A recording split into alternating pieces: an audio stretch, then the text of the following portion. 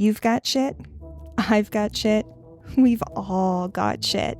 So let's therapize that shit with your host, me, Joy Gerhard.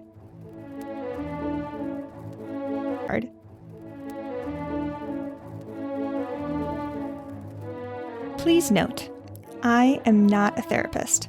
I cannot and do not diagnose anyone or prescribe anything. This is just me, someone who struggles with mental illness, emotions, and intrusive thoughts, sharing what skills I've used and how. Also, trigger warning, in this podcast, I talk about sensitive topics including mental illness, suicidal ideation, self-harm, rape, childhood sexual assault, trauma, and more. I also swear here and there, so listener discretion is advised.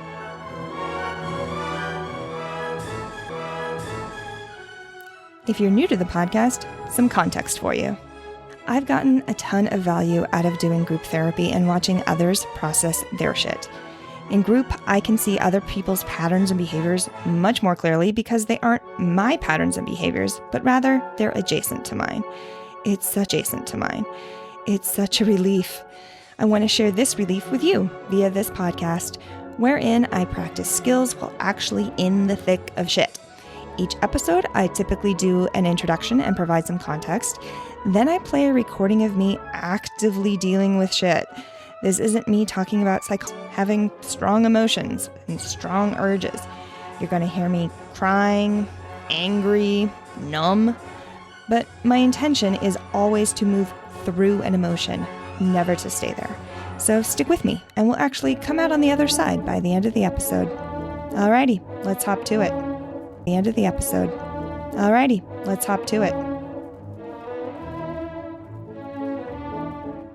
Welcome. It has been a minute and a half since my last episode, and to be honest, I've been going through it a bit. Veritably call a crisis of confidence. Having a lot of thoughts about, what is the point of any of this? Why bother podcasting? Why bother recording new episodes? Who cares? Does any of this make a difference? Blah, blah, blah.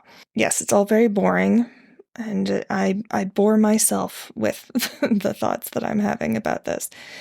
So I am doing opposite action to something. Opposite action to avoidance, maybe? Shame? Despair? Something? I'm doing the thing that I want to avoid doing. I am recording an episode. Today is, as it always is, going to be a little different. Over the last week or so, I've had several conversations with several very close people in my life who are having really intense suicidal ideation. So, there's going to be all the ideation. I'm not going to discuss attempts. I'm not going to discuss methods. None of that. It's just the ideation. There's a lot of despair floating around. And as I've been chatting with my friends who are experiencing suicidal ideation, I was noticing a couple things. One, that I am not ideation. One, that I am not currently experiencing suicidal ideation, so that's kind of nice. A little break from that. And two is that everybody's ideation is really, really distinct. There's a lot of similarities between different types of despair, but it seems like the things that are supportive for a person are kind of unique to that person. At least that's my experience from my very small sample size. I was just noticing that offering the things that have me want to keep living doesn't use as their reasons to keep living don't really help me. It kind of feels like you see those videos where somebody gets a cast taken of their ear so that they can have hearing aids made, or a cast taken of their foot so they can have orthotics made, or a cast taken of their teeth so they can have Invisaligns made. They're mostly one Invisalign looks like another Invisalign, but they're actually very specific, even though the overall structure is the same. The details are unique to each person, and that's kind of what suicidal ideation feels like. And I think as a corollary, what hope is like, that it's going to be unique to a person. So, from that framework, I gave myself my own little bit of therapy homework. This was not suggested by anyone. I've never heard of anyone doing that yet. But I felt compelled to write down the things that have me want to keep living, at least where I'm sitting right now.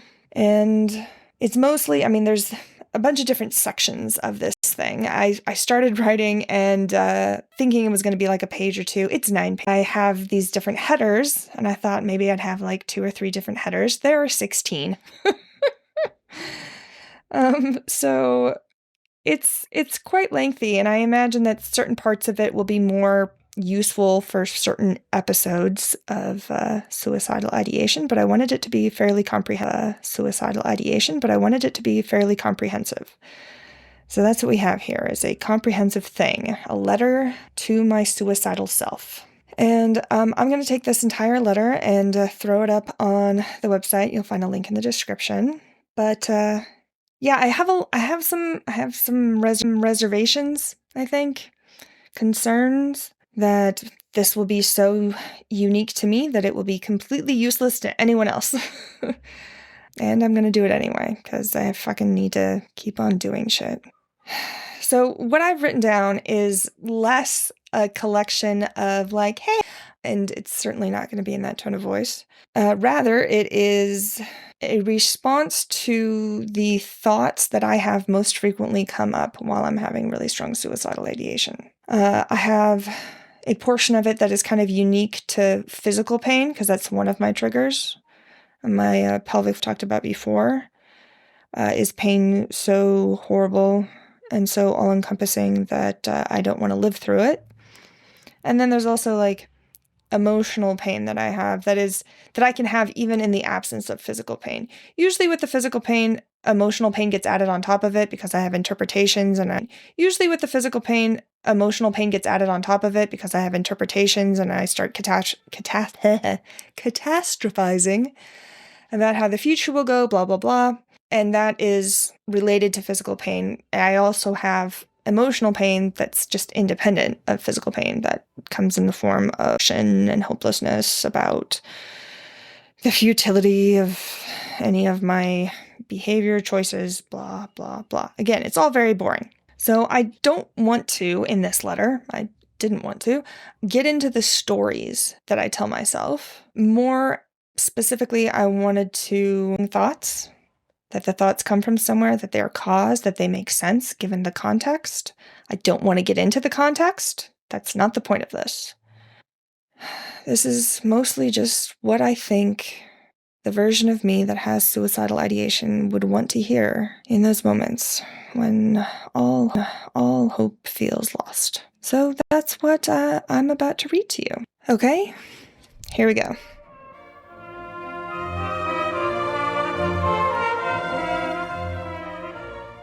Hello, Joy with suicidal ideation. Joy without suicidal ideation here. You're the only person who can decide whether your life specifically is worth living. Anything anyone else will tell you will only ever be trite platitudes based on what they think they would want to hear if they were in your shoes. And they aren't in your shoes. You've found reasons before to keep living. You're the only one who knows what those reasons are. Well, more specifically, we are the only ones who know what those reasons are. And since you're in the place you're in right now, it's not likely you'll remember what those reasons are. So allow me to remind us. Starting with some validation. Let's not minimize the physical pain. Oh yeah, this pain is so fucking awful that you're having the thought that it's worth fucking dying for in order to make it stop. It's beyond pain that exists on the physical plane. It's some sort of demon spawn that has crawled up inside of the very concept of pain and laid its eggs there. It hurts on levels that you don't have language for. It hurts in your soul, and you don't even believe in a soul. It hurts all the way down to your essence. And it hurts in a way that transcends analogy, allegory, metaphor, and simile. This is pain in its purest, most insidious, most horrific form. And you know pain. You've carved canyons in your skin, achingly slowly, and had it hurt less. So this is real motherfucking pain. A thought that you want to die. This pain comes with a shit ton of interpretations and thoughts and beliefs. So let's address them. Thought, I can't survive feeling this pain. Of course you have the thought that you can't survive this pain. Each time you've experienced it, it's been worse. You can't survive this pain. Each time you've experienced it, it's been worse than the time before, longer than the time before. Each recurrence has functioned as a laser-guided missile, evaporating how you thought your life was going to go, how you thought you were going to feel. It's disruptive not just for your day-to-day self. It disrupts your ability to work out, which is your tie to emotional sanity. It disrupts your ability to go outside. It disrupts your ability to visit your friends.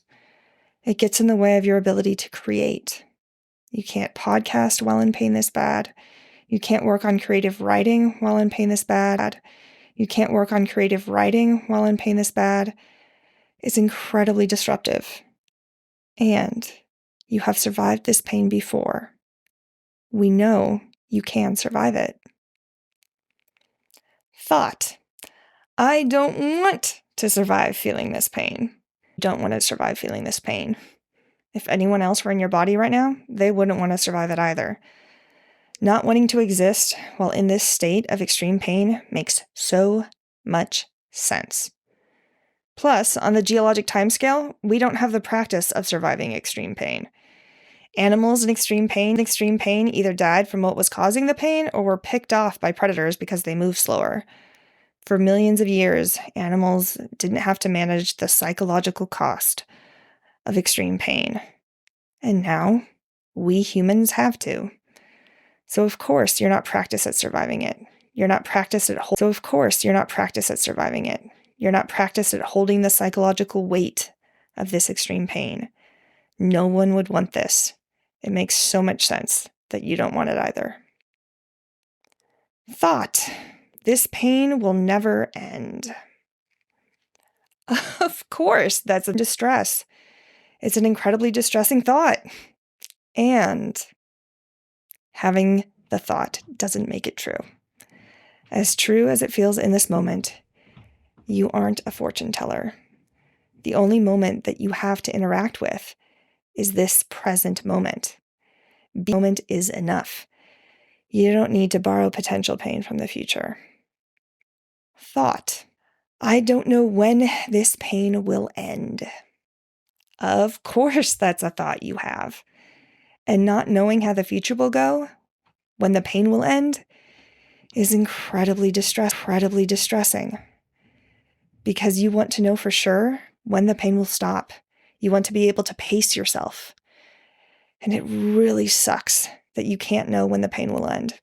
It sucks that you can't know how to pace yourself.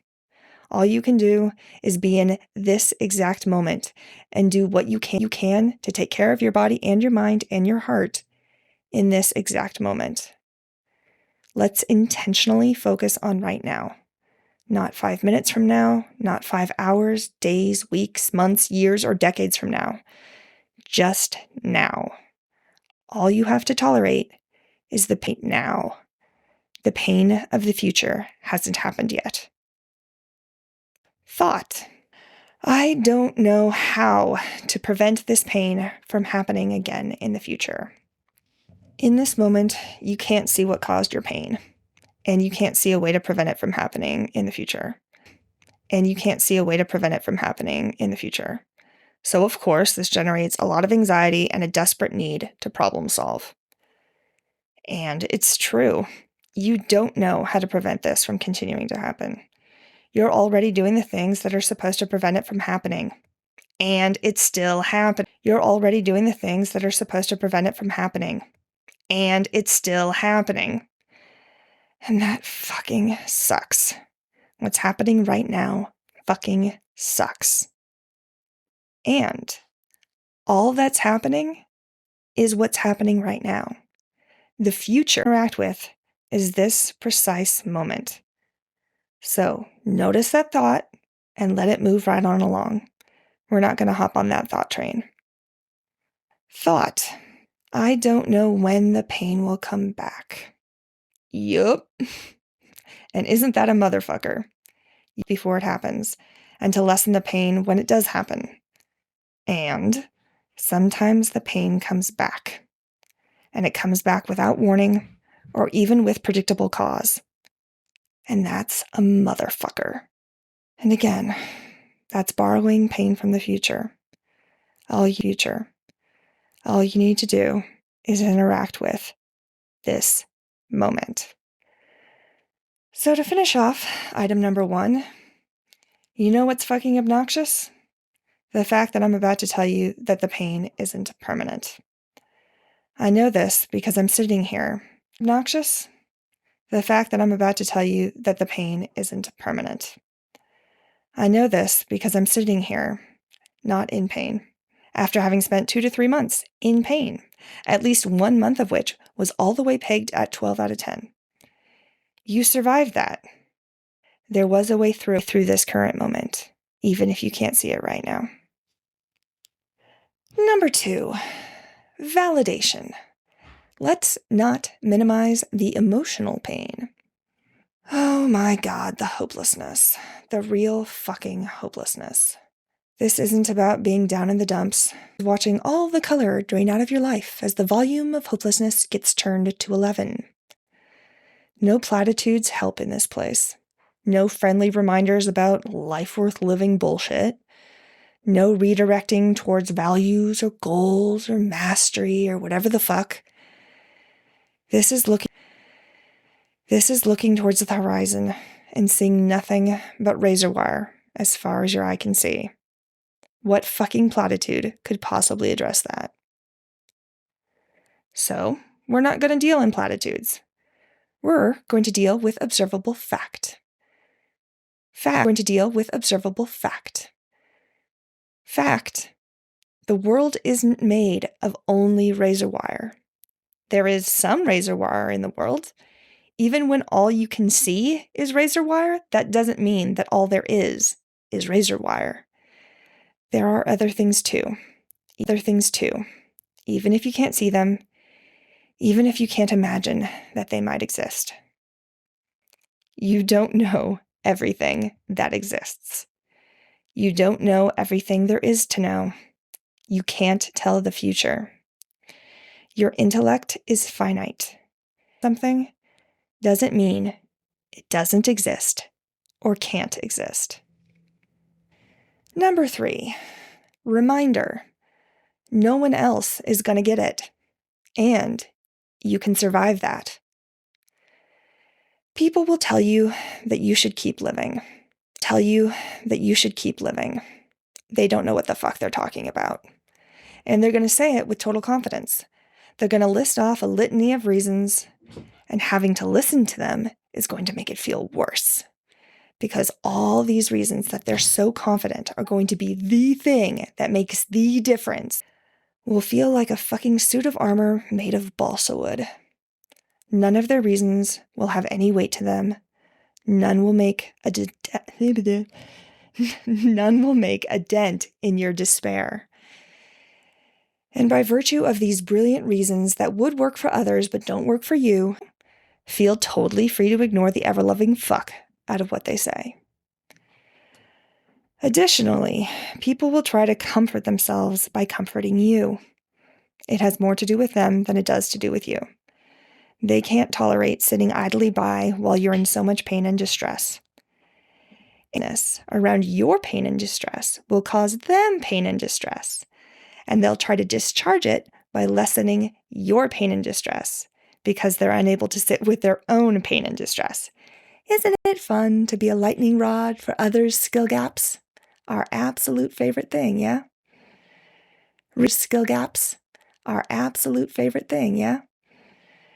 Reasons that others think might work if they were hypothetically in your situation are absolutely fucking worthless.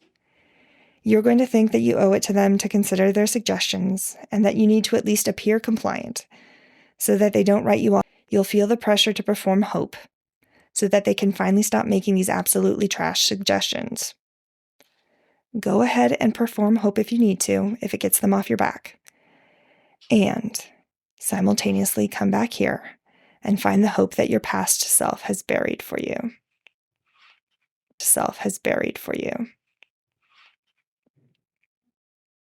Number 4, self-compassion. Let's drop kick goals to the fucking curb. I know you hate cheerleading. I know encouragement is a poison pill that turns your insides into lead, so I'm not going to give you platitudes now. I have no fucking idea what worth living even means. So for now, let's take that off the table.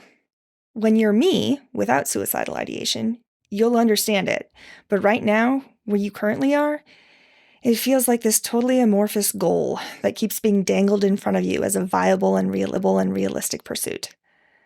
But all it seems to do, especially in moments like this, is remind you that you're not currently there. So it's just like all those platitudes that people offer, and which ultimately only serve to drive home how much the things that help others don't actually help you. So, let's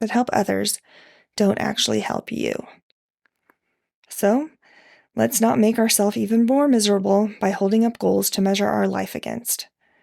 Right now is not the time to try and recenter our life worth living goals. You're trying to keep existing, and it's okay for that to take up all of your energy right now. Number 5, reminder. Pain is not an inescapable black hole. Okay, let's talk about physics. Einstein said, when you sit still for a minute, you think it's 2 hours. That's relativity. You are sitting on a hot stove. The pain is stealing your awareness of any other part of your existence. The pain is taking the entirety of your being and laser focusing it like a concave mirror, burning its way through what makes up you. No hope, no imagination, no possibility of anything else. It feels like a black hole. And a black hole is a structure whose gravity is so strong that it prevents anything, including light, from escaping. And that is what your pain feels like right now. It feels like the pain is taking over your brain.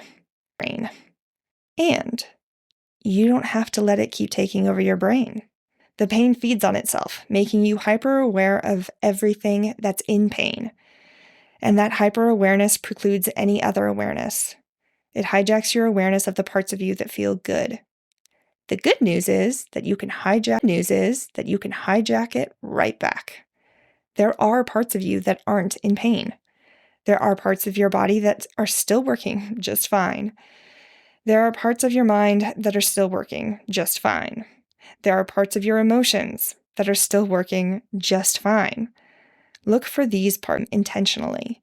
Focus on your earlobe, your elbow skin, your ability to swallow, blink, roll your tongue.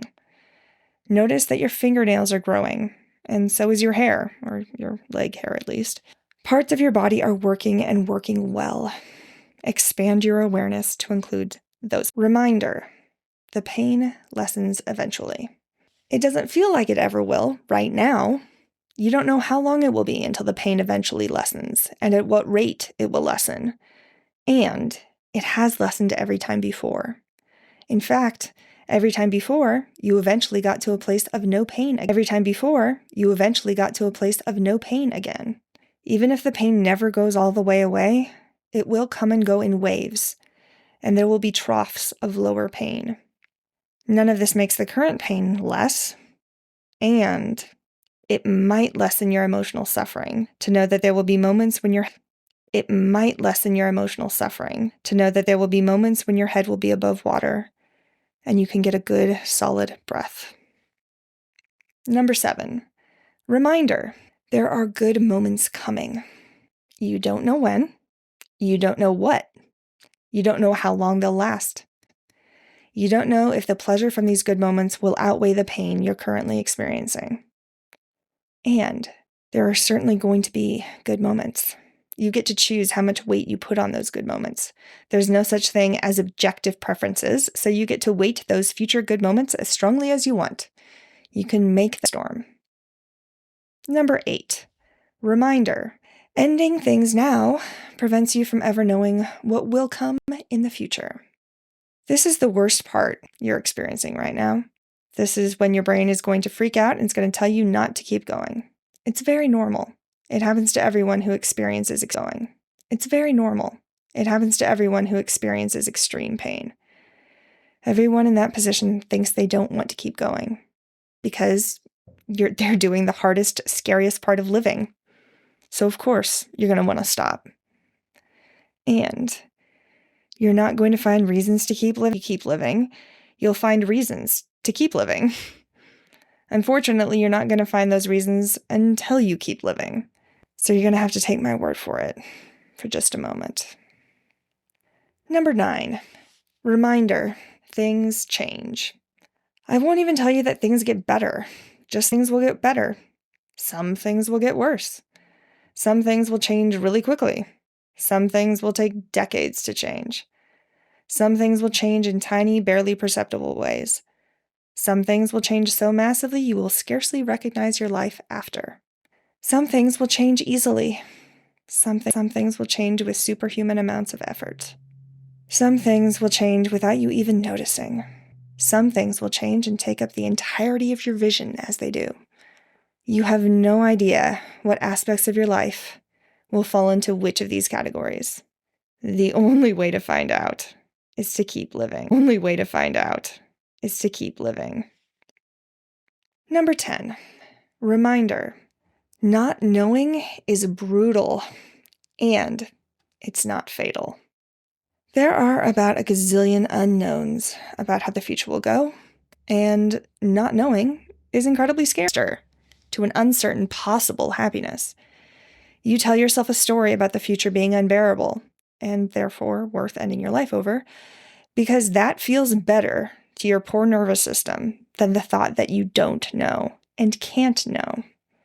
The only way to get better at tolerating the distress The only way to get better at tolerating the distress of not knowing is to not know and have distress come up because of not knowing, and then practice tolerating that distress while not knowing. Number 11, reminder. Human beings are the only creature capable of telling ourselves a story of how the future will go, and believing in it with such certainty that we no longer see the point of living. The story you're telling yourself about how the future will go is incredibly compelling, and it's a story. It's not truth. It's not reality. It's not certain. You can feel absolutely certain of how your story is going to play out, and you can't tell the future. Even with your incredibly astute pattern-recognizing brain, you aren't infallible. You can always be surprised. And sometimes those surprises are pleasant. And the only way to find out how you're going to be pleasantly surprised is to keep living. Number 12, a hope amuse-bouche. I know ingesting hope is like eating a sleeve of saltines without water to nibble on. Your inability to imagine something doesn't preclude its existence. You don't know how the future will go. You can find it as you go, and you don't need to have all the answers to take the first step, or even the first 30 steps. 13, or even the first 30 steps. 13, a hope appetizer. Do it for future joy. If there's a future version of you that has even a crumb of happiness, fulfillment, purpose, and wants, that future can only exist if you keep living. How do I know? Behold some bullet points. Therapy for your future self. In 2016, you quit your job for your future self.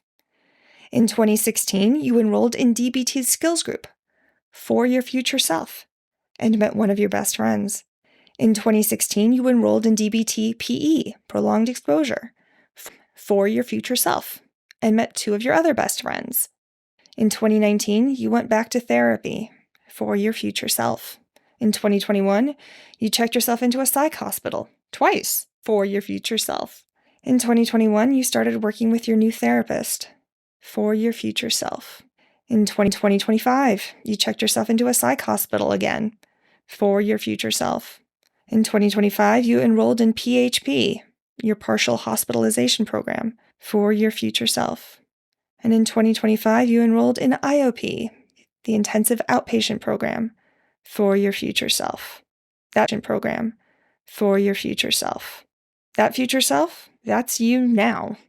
All of that work you did for the future that would exist in the following week, month, year, decade. Each bullet point you did for the future self that existed in the next bullet point. Number conceive of then. What you're going to have, you can't conceive of now. Which basically means that we have a track record of not being able to tell the future or even imagine it. When you signed up for DBT Skills Group, you couldn't imagine that you would meet one of your best friends and become auntie to his adopted kiddo. When you started community organizing, you'd become auntie to his adopted kiddo.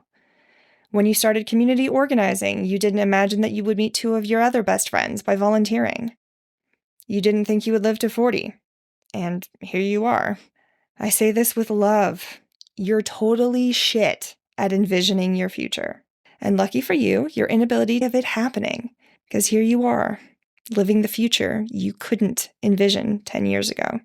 Your inability to envision something doesn't preclude its existence. Number 15, some affirmations. Life can be worth living, even when there is pain. And that's from the DBT manual. The pain of the present is pain enough. And that's from Marsha Linehan. For many people, the belief that their pain can go away only fully materializes after it's gone. And that's from an Instagram account by Charlie Merrill. I can be gentle with myself as I live a life with pain. It's okay for me to experience a variety of emotions in the midst of my pain. In this moment, I can choose to be at peace with my pain and not judge it. I am more than my pain. My pain doesn't define me. My pain doesn't mean anything about my worth or value. Learn what it needs. I am in pain now, and that doesn't mean I will be in pain always. I am thankful for the parts of my body that are in pain. Those body parts serve a function. I can practice loving and accepting my current experience. I can learn to accept and love my body, even my current experience. I can learn to accept and love my body, even as it feels so much pain. Number 16, and finally, physics. Remember your favorite moment from True Detective Season 1? We've got Matthew McConaughey playing Cole, and Woody Harrelson playing Hart, and they're telling himself about the stars as a kid. So Cole says, "It's just one story, the oldest." To which Hart answers, "What's that?" "Light versus dark," Cole says. Hart says, "It appears to me that the dark has a lot more territory." Cole says, "Yeah, you're right about that." And then Hart says, "How's that?" And Cole says, "Well, once there was only dark. You ask me, the light's winning." And then in the behind the episode special, screenwriter Nick Pizzolatto says this about that last line. "I believe what Cole articulates there is actually extraordinarily optimistic and not based in sentiment. It's based in physics. Optimism is no more necessarily an illusion than pessimism. And that's what Cole's admitting at the end, in the only way he knows how. Joy, both pessimism and optimism are illusions, based on sampling bias, confirmation bias, and a host of other cognitive distortions. You can choose where you focus your attention. As hard as that is when pain is screaming in your ear, you can choose to focus your attention on the things that make you want to live. And you actually have several of them. There are a lot of things you love. You love your frame and Reese's Pieces. You love listening to podcasts. You love the August midday sun. You love the smell of sunscreen. You love horror movies. You love building puzzles. You love movie scores and chamomile tea. You love salted caramel. You love the clacking sound. You love salted caramel. You love the clacking sound of your keyboard as you write this. You love the feel of paper in sheet protectors. You love the feel of a matte book cover. You love stretchy waistbands on pants. You love a spooky lake month. You love driving past houses. You love the sauna at the gym. You love your space heater. You love the smell of salt water and seaweed. You love videos of great white sharks swimming peacefully along. You love penguins and capybaras and ducks and beavers and a bear with fluffy ears happily sitting and looking at the scenery.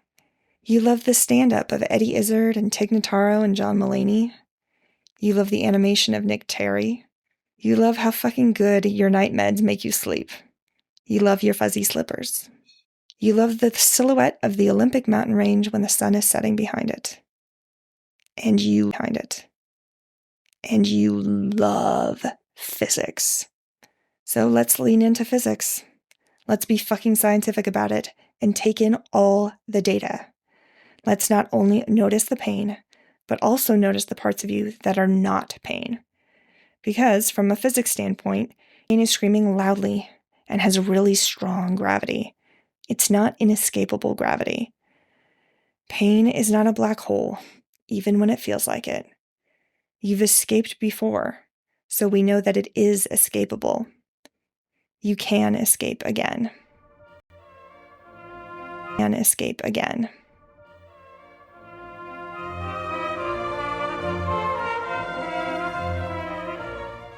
So that's my letter to myself. I'm sure that as I use it in my moments of extreme suicidal ideation, I will probably make edits and what's relevant and useful. But that's my first crack at it. And I'm having judgments about it right now. Like, I noticed that a lot of it is like kind of being like, fuck life worth living goals. I mean, the whole point of life worth living goals in DBT is to address life. And I've been doing DBT for 10 years now. Never have I been able to access those in a meaningful way in the midst of really bad suicidal ideation. Like, they don't land as, what's the word I'm looking for? Compelling in those moments. It kind of feels like food doesn't have taste when I'm experiencing intense suicidal ideation. And so eating just reminds me of the fact that food has no taste. I don't want to be like, hey, don't bother using this skill. This skill is pointless. The skill is actually really useful. It's just, it's not helpful for me. It's not helpful for me in that moment. There are other times when it's more helpful. I'm also noticing a trend in a lot of the reminders that I wrote to myself is that, hey, the future's not happening right now. The only thing that's happening right now is right now. Yeah, the degree to which it sucks makes it really easy to write stories about how the future's going to go. And they are just stories. Stories that feel real, that feel absolute, that feel certain. And they're still stories, not fact, not reality. Yeah, and I'm really crap at telling the future. The things that I can, like, I have good pattern recognition, like I mentioned. But pattern recognition is not the same thing as fortune telling. It's predictive. It's not decisive. It's not declarative. It's not absolute. It's just like, here's a pattern I'm noticing. Maybe it'll continue into the future. But like, there's so many fucking variables that impact how the future goes. The idea that I have taken in every single possible variable and apply the exact right amount of weight to those variables, that's hubris is what that is. And it makes sense that like being in extreme pain, having a lot of hopelessness would make that hubris sit up and take notice and be like, yeah, we're certain. We know how the future's going to go and it's going to be absolute shit. But it is still hubris. It's not fact. The end of my intensive outpatient program. I've got 2 more weeks of 3-day-a-week weeks. So really only 6 more classes. And I'm so fucking done. I'm like really fucking done in the way of me podcasting. Because like I talk about this shit all day and I don't want to come home and talk about it more. I'm really tired. I need a break and a reset and a change of scenery. But for now, this is what we got. So I will have the entirety of the script of that letter posted up on the website. I will have the entirety of the script of that letter posted up on the website. You can take a gander at it. And also, if you would like to support me and this podcast, there's a link to my Patreon in the description. Thank you oh so very, very much for listening. And I'm just going to end this in my usual, which is to end it super abrupt. This has been Let's Therapize That Shit with your host, me, Joy Gerhard. If you like what you heard, please rate, review, subscribe, and tell your friends about it. I'll see you next time. Intro and outro music is Swan Lake Opus 20 Extra, conducted by Anatoly Fistulari, and released on LP by Richmond High Fidelity London Records in 1952.